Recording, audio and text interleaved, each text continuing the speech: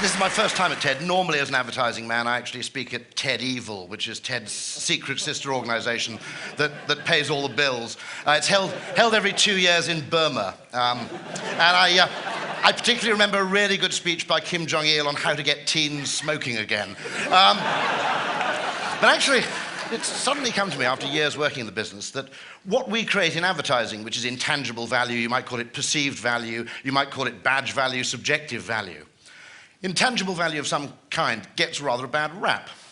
If you think about it, if you want to live in a world in the future where there are fewer material goods, you basically have two choices. You can either live in a world which is poorer, which people in general don't like, or you can live in a world where actually intangible value constitutes a greater part of overall value.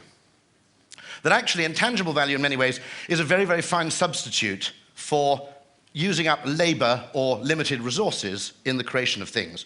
Here's one example. This is a train which goes from London to Paris. The question was given to a bunch of engineers about 15 years ago, how do we make the journey to Paris better? And they came up with a very good engineering solution, which was to spend £6 billion building completely new tracks from London to the coast and knocking about 40 minutes off a 3.5-hour journey time. Now, call me Mr. Picky, I'm just an ad man, but it strikes me as a slightly unimaginative way of improving a train journey merely to make it shorter. Now, what is the hedonic opportunity cost of spending £6 billion on a load of railway tracks? Here's my naive advertising man's suggestion. What you should in fact do is employ all of the world's top male and female supermodels, pay them to walk the length of the train handing out free Chateau Petrus for the entire duration of the journey. Now, you'll still have about £3 billion left in change, and people will ask for the trains to be slowed down. Now, here's another naive advertising man's question again. And this shows that engineers, medical people, scientific people have an obsession with solving the problems of reality. When actually most problems, once you reach a basic level of wealth in society, most problems are actually problems of perception. So I'll ask you another question. What on earth's wrong with placebos? They seem fantastic to me. They cost very little to develop. They work extraordinarily well. They have no side effects, or if they do, they're imaginary, so you can safely ignore them. So I was discussing this, and I actually went to the Marginal Revolution blog by Tyler Cowen. I don't know if anybody knows it. Someone was actually suggesting you could take this concept further and actually introduce placebo education. The point is that education doesn't actually work by teaching you things. It actually works by giving you the impression that you've had a very good education, which gives you an insane sense of unwarranted self-confidence, which then makes you very, very successful in later life. So, welcome to Oxford, ladies and gentlemen. Now, but actually the point of placebo education is interesting. How many problems of life can be solved actually by tinkering with perception, rather than that tedious, hard-working and messy business of actually trying to change reality? Great example from history. I've heard this attributed to several other kings, but doing a bit of historical research, it seems to be Frederick the Great. Frederick the Great of Prussia was very, very keen for the Germans to adopt the potato and to eat it, because he realized that if you had two sources of carbohydrate, wheat and potatoes, you get less price volatility in bread, and you get a far lower risk of famine, because you actually had two crops to fall back on, not one. The only problem is, potatoes, if you think about it, look pretty disgusting, and also 18th century Prussians ate very, very few vegetables. Rather like contemporary Scottish people. And so actually, he tried making it compulsory. The Prussian peasantry said, we can't even get the dogs to eat these damn things. They're absolutely disgusting, they're good for nothing. There are even records of people being executed for refusing to grow potatoes. So he tried plan B. He tried the marketing solution, which is he declared the potato as a royal vegetable and none but the royal family could consume it. And he planted it in a royal potato patch with guards who had instructions to guard over it night and day, but with secret instructions not to guard it very well. Now, 18th century peasants know there's one pretty safe rule in life, which is if something's worth guarding, it's worth stealing. Before long, there was a massive underground potato growing operation in Germany. What he'd effectively done is he'd rebranded the potato. It was an absolute masterpiece. I told this story, and a gentleman from Turkey came up to me and said, very, very good marketer, Frederick the Great, but not a patch on Ataturk. He said, Ataturk, rather like Nicolas Sarkozy, was very keen to discourage the wearing of the veil in Turkey, to modernize it. Now, boring people would have simply banned the veil, but that would have ended up with a lot of awful kickback and a hell of a lot of resistance. Ataturk was a lateral thinker. He made it compulsory for prostitutes to wear the veil. Now,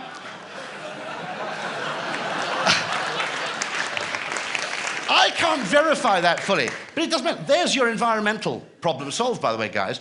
All convicted child molesters have to drive a Porsche Cayenne. What Ataturk realized, actually, is two very fundamental things, which is that actually, first one, all value is actually relative. All value is perceived value. For those who don't speak Spanish, Judo Naranja is actually the Spanish. This is actually, it's not the dollar, it's actually the peso in Buenos Aires. A very clever Buenos Aires street vendors decided to practice price discrimination to the detriment of any passing gringo tourists. As an advertising man, I have to admire that. But the first thing is all value is subjective.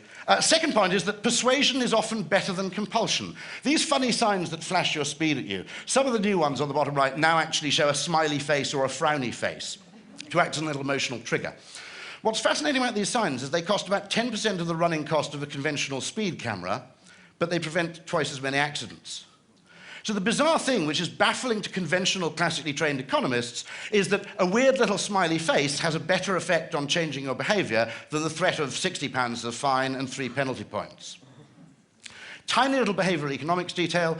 In Italy, penalty points go backwards. You start with 12 and they take them away because they found that loss aversion is a more powerful influence on people's behavior. In Britain, we tend to feel, whoa, got another 3. Not so in Italy.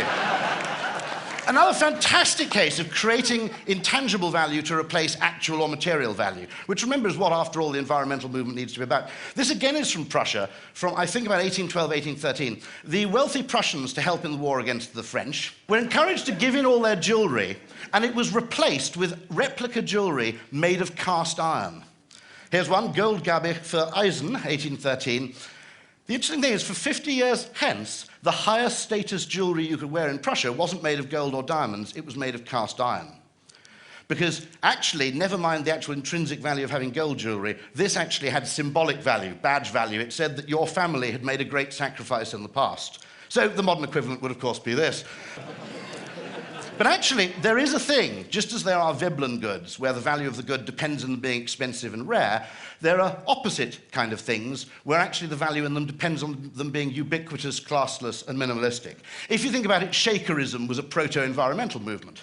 Adam Smith talks about 18th century America, where the prohibition against visible displays of wealth was so great, it was almost a block on the economy in New England, because even wealthy farmers could find nothing to spend their money on without incurring the displeasure of their neighbors.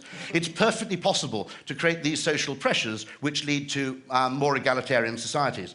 What's also interesting, if you look at products that have a high component of what you might call messaging value, a high component of intangible value versus their intrinsic value, they are often quite egalitarian. In terms of dress, denim is perhaps the perfect example of something which replaces material value with symbolic value. Coca-Cola, a bunch of you may be a load of pinkos and you may not like the Coca-Cola company, but it's worth remembering Andy Warhol's point about Coke, where what Warhol said about Coke is, he said, what I really like about Coca-Cola is the President of the United States can't get a better Coke than the bum on the corner of the street. Now that is actually, when you think about it, we take it for granted, it's actually a remarkable achievement to produce something that's that democratic. Now, we basically have to change our view slightly. There's a basic view that real value involves making things, it involves labor, it involves engineering, it involves limited raw materials. And that what we add on top is kind of false, it's a fake version. And then there's a reason for sort of suspicion and uncertainty about it. I mean, it patently veers towards propaganda. However, what we do have now is a much more variegated media ecosystem in which to kind of create this kind of value. And it's much fairer. When I grew up, this is basically the media environment of my childhood as translated into food. You had a monopoly supplier. On the left, you have Rupert Murdoch or the BBC. And on your right, you have a dependent public, which is pathetically grateful for anything you give it. Nowadays, the user is actually involved. This is actually what's called, in digital world, user-generated content, although it's called agriculture in the world of food. This is actually called a mashup, where you take content that someone else has produced and you do something new with it. In the world of food, we call it cooking.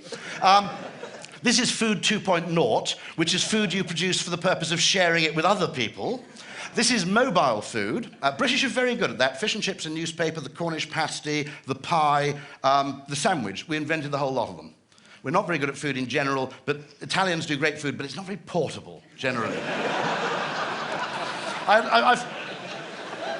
I only later discovered that the Earl of Sandwich didn't invent the sandwich, he actually invented the toasty, but then the Earl of Toasty would be a ridiculous name, frankly. Finally, we have contextual communication. Now, the reason I show Pernod, it's only one example. Every country has a contextual alcoholic drink. In France, it's Pernod. It tastes great within the borders of that country, but absolute shite if you take it anywhere else. Unicum in Hungary, for example. The Greeks have actually managed to produce something called Retsina, which even tastes shite when you're in Greece. But so much communication now is contextual that the capacity for actually nudging people, for giving them better information. B.J. Fogg at the University of Stanford makes the point that actually the mobile phone he's invented the phrase persuasive technologies. He believes the mobile phone, by being location-specific, contextual, timely, and immediate, is simply the greatest persuasive technology device ever invented. Now, if we have all these tools at our disposal, we simply have to ask the question, and Thaler and Sunstein have, of how we can use these more intelligently. I'll give you one example. If you had a large red button of this kind on the wall of your home, and every time you pressed it, it saved $50 for you, or put $50 into your pension, you would save a lot more. The reason is that the interface fundamentally determines the behavior. Okay?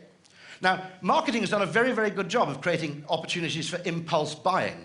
We've never created the opportunity for impulse saving.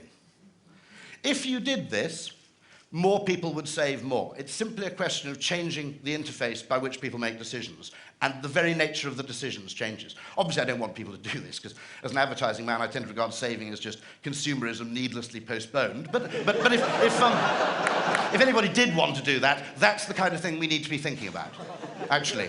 Fundamental opportunities to change human behavior. Now, I've got an example here from Canada. There was a young intern at Ogilvy, Canada, called Hunter Somerville, who was working in improv in Toronto and got a part-time job in advertising, and was given the job of advertising Shreddies. Now, this is the most perfect case of creating intangible, added value without changing the product in the slightest. Shreddies is a strange, square, whole-grain cereal, only available in New Zealand, Canada, and Britain. It's Kraft's peculiar way of rewarding loyalty to the crown. In working out how you could relaunch Shreddies, he came up with this.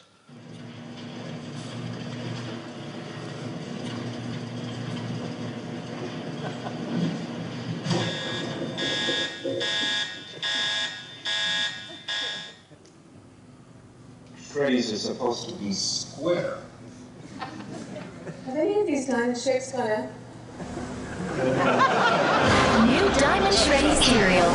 Same 100% whole grain wheat in a delicious diamond shape. Now, I'm not sure this is the most perfect example of intangible value creation. All it requires is photons, neurons, and a great idea to create this thing. And I have to say, it's a work of genius, but naturally, you can't do this kind of thing without a little bit of market research. So Shreddies is actually introducing a new product, which is something very exciting for them. So they're introducing new diamond Shreddies. Isn't it interesting? So I just want you to look at that box there. So I just want to get your first impressions when you see that, and you see the diamond Shreddies box there. Are they square? I'm a little bit confused. They look like squares. It's all in the appearance, but it's kind of like thinking about a 6 or a 9, like a 6. You flip it over, it looks like a 9, but a 6 is very different from a 9. And M and a W, exactly. Actually, when you don't see, like when I sat there, I think you just look like you turn on its end, but when you see like that, it's more interesting. Like it. Just try both of them. Get a square one there first.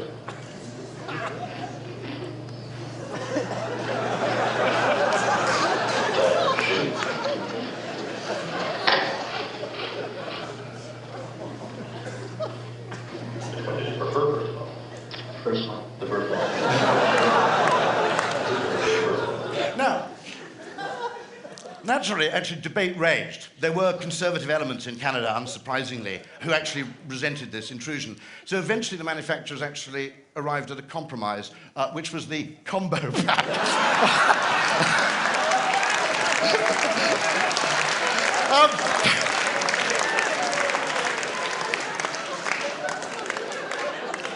Now,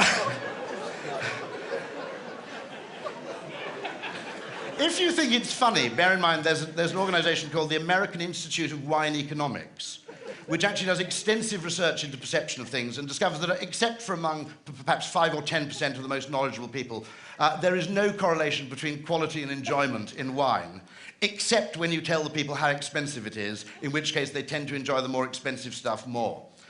So drink your wine blind in future.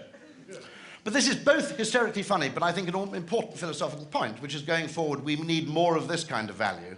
We need actually spend more time appreciating what already exists and less time agonizing over what else we can do. 2 quotations to more or less end with. One of them is poetry is when you make new things familiar and familiar things new, which isn't a bad definition of what our job is. To help people appreciate what is unfamiliar, but also to gain a greater appreciation and place a far higher value on those things which are already existing. There's some evidence, by the way, that things like social networking help do that, because they help people share news. They give badge value to everyday little trivial activities, so they actually reduce the need for actually expending great money on display and increase the kind of third-party enjoyment you can get from the smallest, simplest things in life, which is attractive. The second one is the second G.K. Chesterton quote of the session, which is, we're perishing for want of wonder, not for want of wonders, which I think for anybody involved in technology is perfectly true. And a final thing, when you place a value on things like health, love, sex, and other things, and learn to place a material value on what you've previously discounted for being merely untangible, a thing not seen, you realize you're much, much wealthier than you ever imagined. So thank you very much indeed.